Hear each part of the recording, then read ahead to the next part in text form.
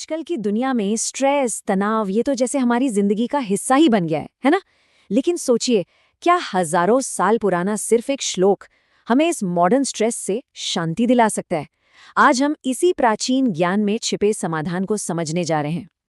अब ये सुनने में शायद थोड़ा अजीब लगे, है ना? मतलब एक प्राचीन श्लोक हमारे आज के तनाव को कैसे सुलझा सकता है? तो चलिए आज इसी सवाल की तह तक जाते हैं।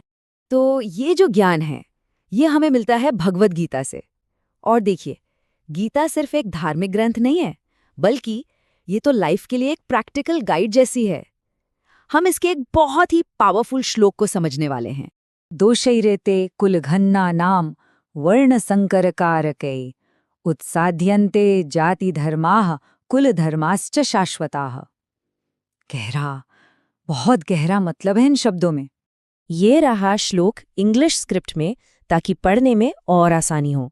लेकिन अब आते हैं इसके असली मतलब पर, वो मतलब जो हमारी आज की जिंदगी से डायरेक्ट कनेक्ट होता है। तो आखिर इस श्लोक का मतलब क्या है हमारे लिए, हमारी मॉडर्न लाइफ के लिए? आइए इसको एकदम सिंपल भाषा में तोड़कर समझते हैं। सबसे पहले तो ये समझना जरूरी है कि ये कोई कमांड नहीं है, कोई आदेश नहीं। ये एक गहरे डर की आवाज है। ये उस इंसान की हालत बताता है जो अपने एक्शन के नतीजों से इतना डर गया है कि वो मानो जम सा गया है, पूरी तरह पैरालाइज्ड। और पता है, यही बात इसे इतना रिलेटेबल बना देती है। ये जो अर्जुन का डर है ना, ये सिर्फ उस बैटलफील्ड का नहीं था। ये असल में हम सबकी अंदर की लड़ाई है, वो लड़ाई जो हम शायद रोज लड़ते हैं। तो ये जो डर है, ये कुछ जाना पहचाना सा लगा क्या? ये सवाल सिर्फ अर्जुन का नहीं था, ये हम सबका है, क्योंकि इसकी जड़ें हमारे आज के स्ट्रेस में बहुत गहरी हैं। तो अर्जुन का जो स्ट्रगल था, वो असल में हम सबका स्ट्रगल है।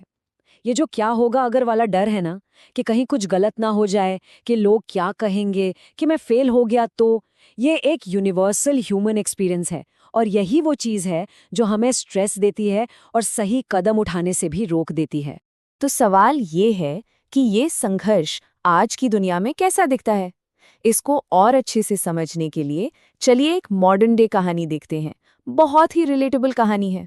तो मिलिए प्रिया से, एक प्रोजेक्ट मैनेजर। प्रिया को अच्छी तरह पता है कि उसकी टीम को आगे बढ़ने के लिए, सरवाइव करने के लिए एक नया मुश्किल सॉफ्टवेयर अपनाना ही पड़ेगा, कोई और रास्ता नहीं है। लेकिन बस यहीं पर अर्जुन वाला डर प्रिया के मन में आ जाता है। उसके दिमाग में वही सवाल घूमने लगते हैं। क्या होगा अगर टीम ने इसे पसंद नहीं किया? क्या होगा अगर हमारी प्रोडक्टिविटी ही गिर गई? क्या होगा अगर मैं फेल हो गई? और इस डर का नतीजा क्या होता है? वो फैसला टालती रहती है, वो कोई एक्शन ही नहीं ले पाती। और फैसला ना लेने की वजह से वही होता है जिसका उसे सबसे ज्यादा डर था। टीम में कंफ्यूजन फैल जाता है और वो और भी पीछे हो जाती है। मतलब बुरे अंजाम के डर ने ही एक पक्का बुरा अंजाम दे दिया। तो प्रिया की कहानी से ये बिल्कुल साफ हो जाता है कि कैसे हमारा अपना डर ही हमारी सबसे बड़ी दीवार बन जाता है। तो सवाल ये है कि गीता का ज्ञान यहाँ क्या कर सकता है? ये इस सिचुएशन को कैसे बदल सकता है? अब देखिए, यहाँ पर दो रास्ते साफ साफ दिखाई देते हैं। एक है भ्रम का रास्ता, डर का रास्ता, जहाँ सारा फोकस सिर्फ रिजल्ट्स पर है। और दूसरा है क्लैरिटी का रास्ता, ज्ञान का रास्ता, जहाँ फोकस रिजल्ट पर नहीं बल्कि सही एक्शन पर है। ये जो फोकस में शिफ्ट है ना, बस यही सब कुछ बदल देता है। एक मिनट, इस ज्ञान को अपनाने का मतलब ये बिल्कुल नहीं है कि हम लापरवाह हो जाएं या हमें नतीजों की परवाह ही ना हो। नहीं, बल्कि ये डर से आजाद होकर और ज्यादा इफेक्टिव तरीके से काम करने का रास्ता है। और यही है शांति का मार्ग। तो जब हम अपना फोकस रिजल्ट से हटाकर सही एक्शन पे ले आते हैं, तो कमाल की चीजें होती हैं। सबसे पहले तो दिमाग से वो जो प्रेशर है ना, वो कम हो जाता है।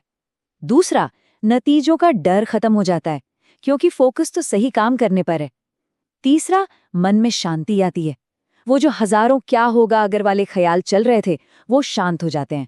और चौथा, जब डर का धुंधलाका हटता है, तो सही फैसला लेना बहुत आसान हो जाता है। तो असल में गीता का ये ज्ञान जिंदगी को भारी नहीं बनाता, बल्कि हल्का बनाता है। ये हमें एक्शन लेने की हिम्मत देता है। ये एक तरह का एम्पावरमेंट है। तो बस ये याद रखना है, असली मुक्ति सही कर्म करने में है, और रिजल्ट से जो अटैचमेंट है वही असली बंधन है। इस एक लाइन पर जरूर सोचिएगा।